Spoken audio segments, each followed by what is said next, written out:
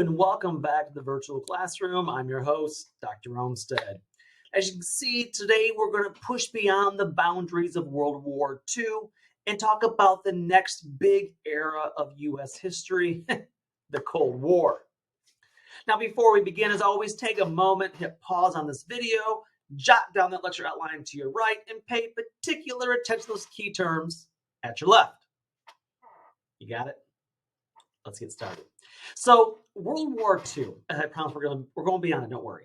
But World War II was this incredibly important and transformative moment for the United States generally, and for its residents, minority groups in particular.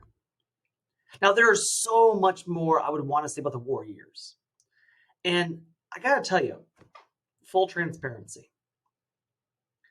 I really struggle with where to go next. There's a lot of important events that I have simply not yet discussed in the fight for civil rights that took place during the war.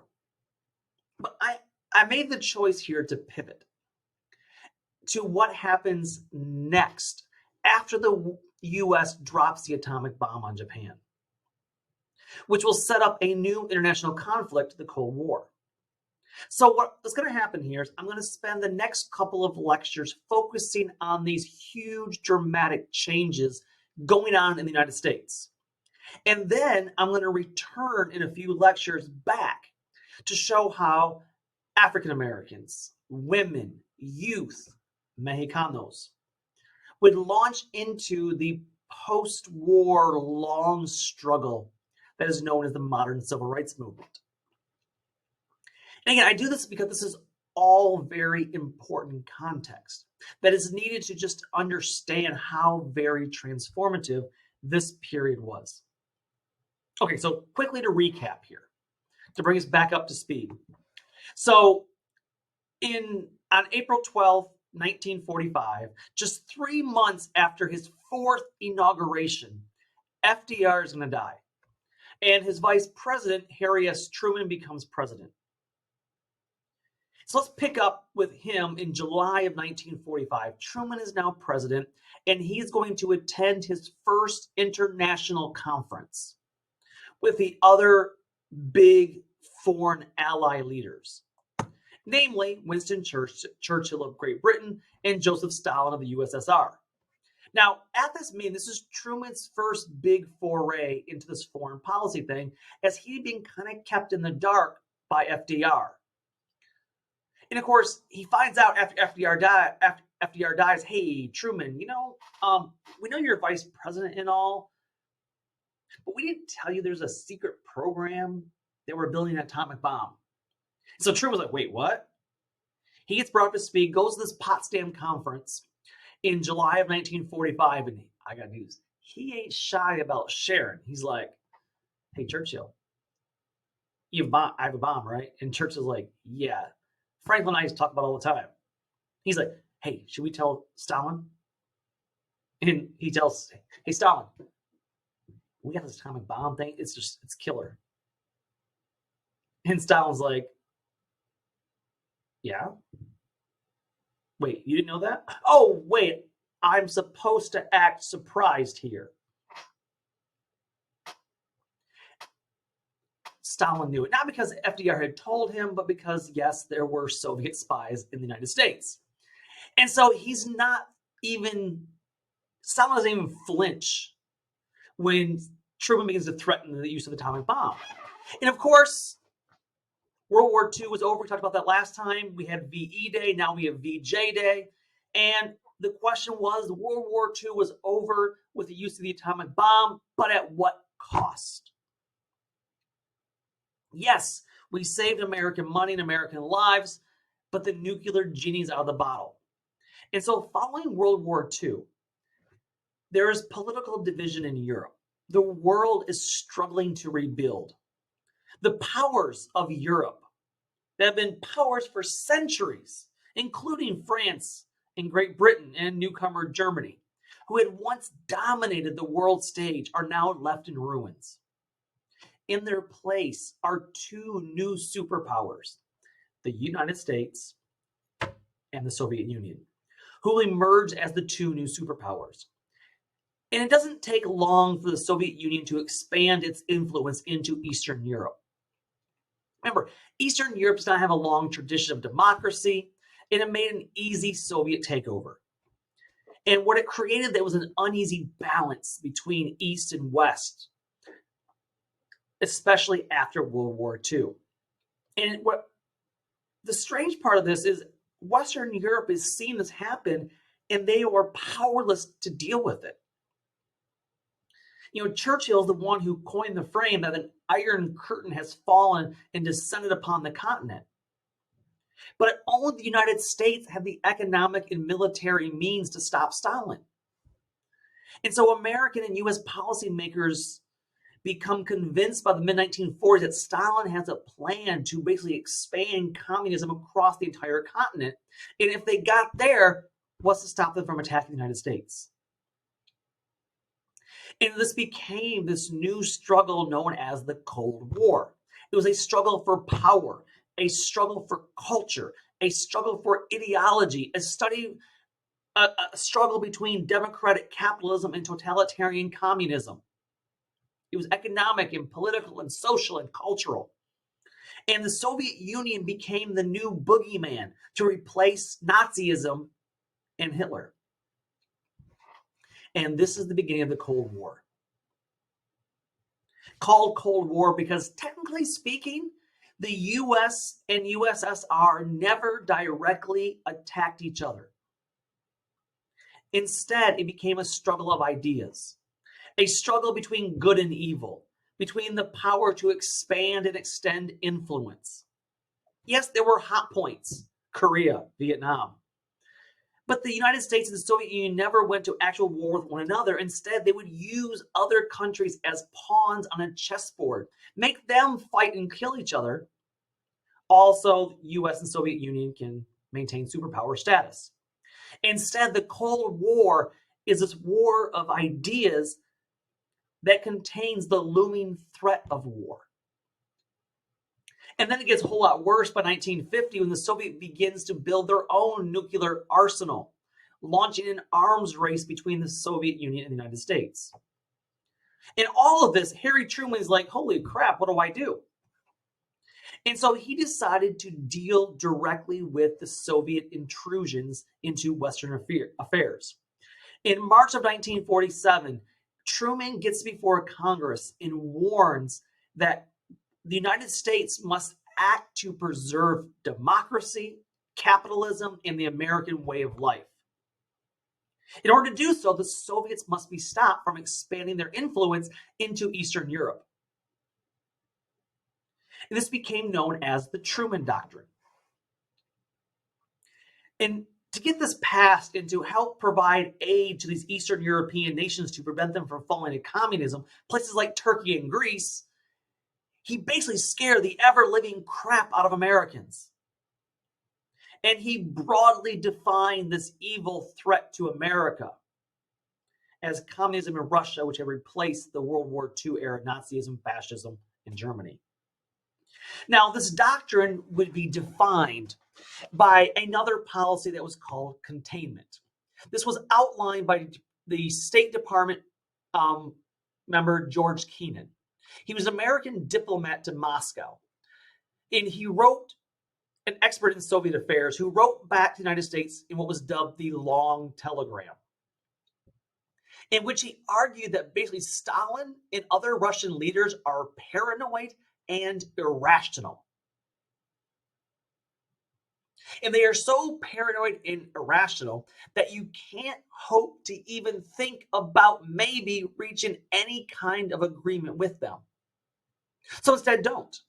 Just ignore them. Don't try to take on the Soviets. Don't try to defeat them. Don't ever directly attack them. Rather, just prevent their expansion. If they go somewhere to a country to extend communism, that's where you go. You don't attack the Soviet Union, you go to places like Korea and Turkey, Egypt, Vietnam. And eventually, he argued that because the communist model of economics and politics is so inherently flawed, The Soviet Union will just collapse on itself as long as you've contained it. Now, if it can keep expanding its influence, then it won't work that way. It'll keep finding new areas taking longer and longer and longer. But as long as you can contain it, it will collapse in and of itself. And this became the strategic plan by the Truman administration and became the cornerstone of U.S. foreign policy for the next, yep, we still do that. We still believe in containment. So basically the plan was wherever the Russians go, we send our military. Stop the spread of communism, because any small spread or any small gain by communism could be encouraged further expansion. And of course, in practice, this was done to create a military alliance. We created NATO, the North Atlantic Treaty Organization, still in existence. And using our allies across Canada and Western Europe, we now have a coalition to maintain containment. And we will send troops from all these nations to places like Korea and send money to places like the border of Eastern and Western Europe to help physically rebuild war-torn Europe. In this case, $13 billion, called the Marshall Plan. And the idea is, remember, we actually offered money to those Eastern European nations and the Soviet Union as well, knowing they would never accept it. But if they did, then we have the one-up, hey, our economy, our way of life is better. And of course, the Soviet Union realizes this. It makes all Eastern nations decline the offer. But the thought was, by using money to rebuild these nations, if these nations were rebounding economically speaking, they would not be enticed or tempted to fall to communism. That's abroad. That's Cold War Basics 101 abroad. But what about here at home? What about in the United States during this era? And the thing is that World War II economy that was booming, got us out of the Depression, yeah, it's still booming. You see, World War II brought the United States out of the Depression. And while there was a rocky year or two to adjust to a peacetime economy, we would launch into the longest extended period of economic prosperity in the nation's history, lasting from the 1940s all the way into the 1970s.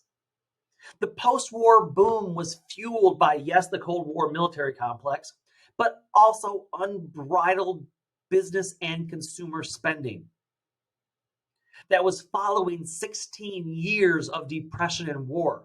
Remember, we had a decade of depression followed by 5 years of war in which everything's being rationed. So you built up wages for 5 years during this rationing time, and now you got money to spend. You want all this newfangled stuff you haven't seen in 20 years, since before the Depression started. Employment increases. You're buying new cars and appliances and foods that were unavailable during the war. Consumption soars. The middle class grows. This is an era of open credit, as long as you're male, or it's in your husband's name. And you get all these new technology things like washing machines, air conditioners. Yes, that was a brand new thing following World War II. And of course, the opening of the suburbs. But this period was not positive for all Americans. Because while Anglo-Americans see this as the good old days, from the late 40s into the early 50s, for African American and Mexican American soldiers who were fought in the war, they're returning to a segregated society. And these frustrated veterans are going to breathe new life into civil rights activism. The NAACP in LULAC saw their membership increase exponentially. African Americans increasingly turned to voting rights as a major issue. Black and Latino veterans would face the Jim and Juan Crows in the South. In Georgia, several Black veterans who tried to vote would be lynched. Now remember, FDR was not terribly concerned about matters of civil rights. Now again, it wasn't that he personally didn't think that African Americans, Mexican Americans should have rights, but it was political because he needed the support of these Southern racist Democrats to further his New Deal agenda. And he didn't want to lose that pillar of the Democratic Party. Truman, however, he was concerned about civil rights. And he saw this, the idea of civil rights, as a key to his reform agenda. In 1946, he will appoint a government committee known as the Committee on Civil Rights to investigate the racism problem in America.